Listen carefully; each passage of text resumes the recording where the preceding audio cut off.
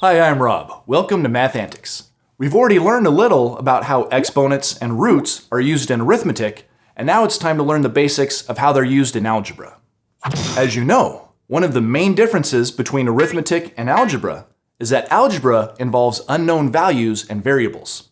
In arithmetic, you might have the exponent 4 squared, but in algebra, you're more likely to see the exponent x squared. And when it comes to roots, instead of seeing the square root of 16, you might see the square root of x. Of course, one of the main goals in algebra is to figure out what those unknown values are. And we're going to learn a bit about how to do that in a minute. But first, we're going to learn something about exponents by looking at an important pattern in algebra. It's the pattern formed by the expression x to the nth power, where n is any integer. In this expression, x could be any number, but n can only be an integer. And to keep things simple in this video, we're only going to consider non-negative integers.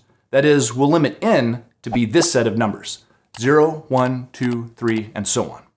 If n is 0, then we have x to the 0th power. If n is 1, then we have x to the first power. If n is 2, then we have x to the second power, or x squared. If n is 3, then we have x to the third power, or x cubed. And we could keep on going with this pattern, x to the fourth, x to the fifth, to infinity. Okay, but what do these exponents mean? Well, x squared is pretty easy to understand.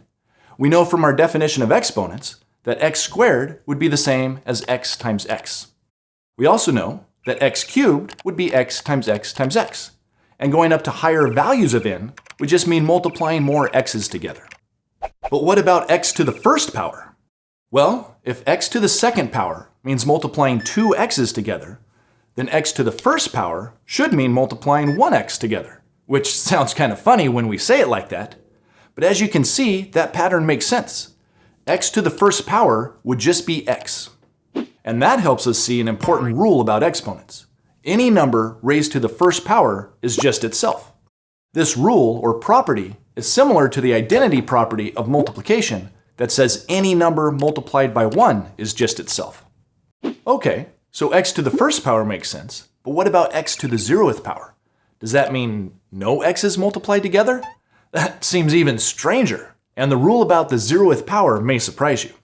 It seems like x to the 0th power should be 0, but it's actually 1, which will make a lot more sense if we modify our pattern a little. Do you remember that because of the identity property of multiplication, there's always a factor of 1 in any multiplication problem? 4 is the same as 1 times 4.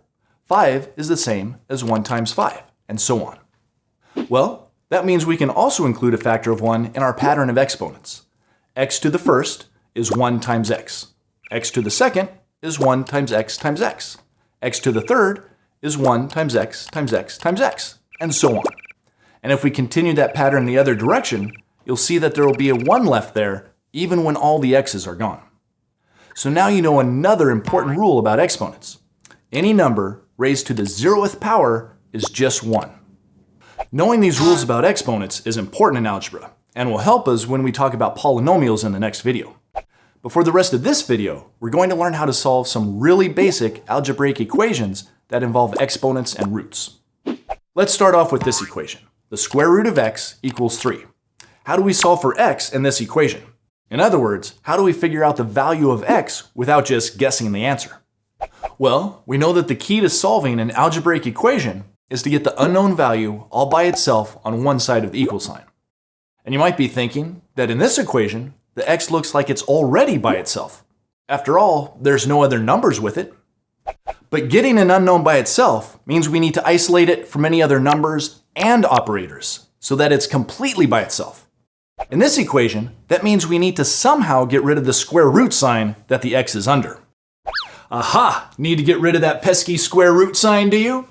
Let's see, I'll just use my magic wand and... that usually works. Ah, I know.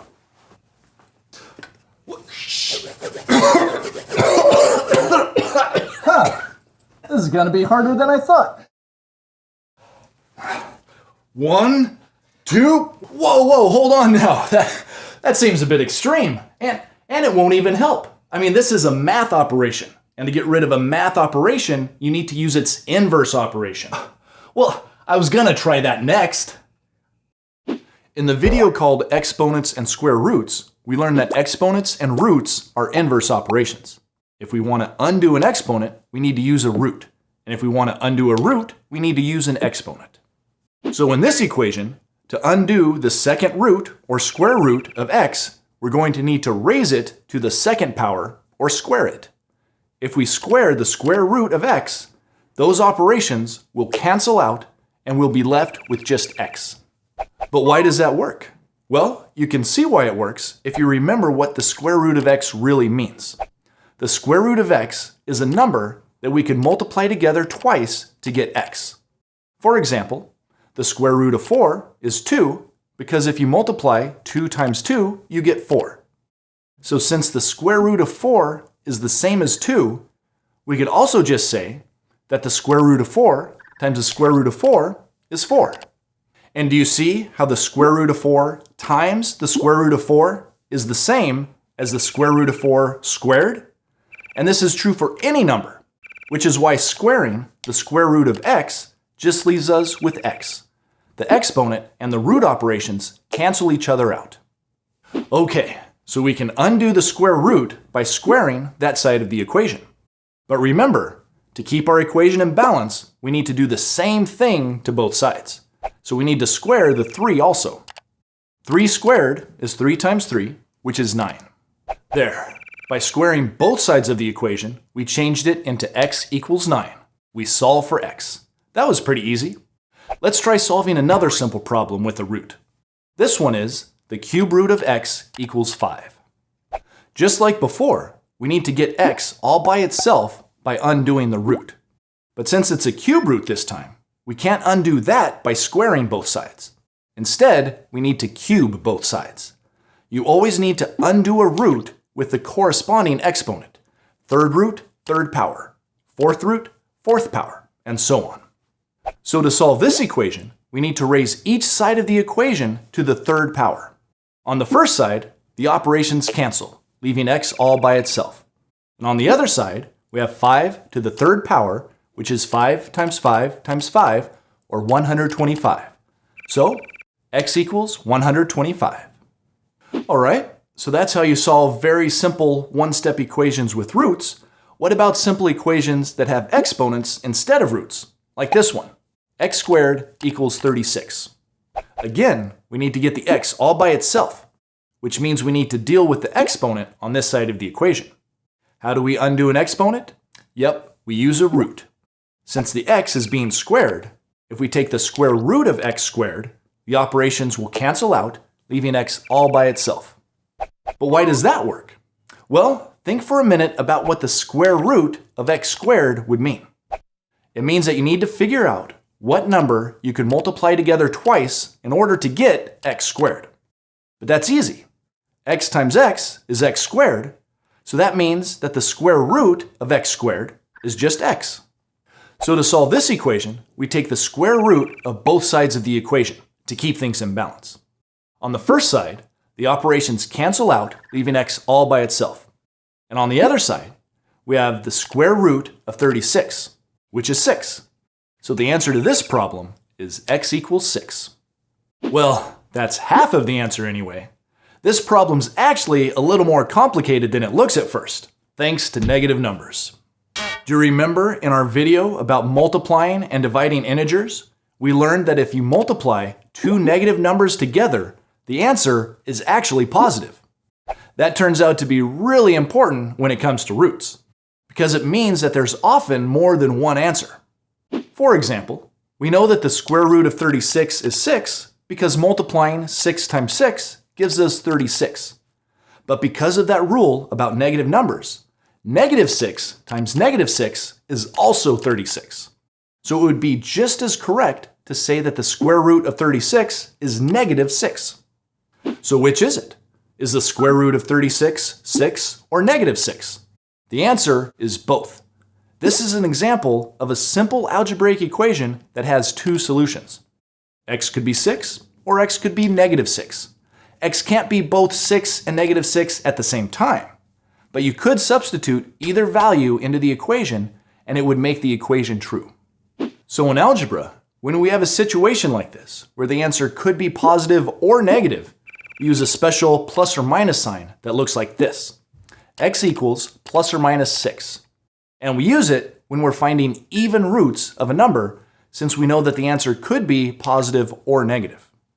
But what about odd roots, like the cube root of a number?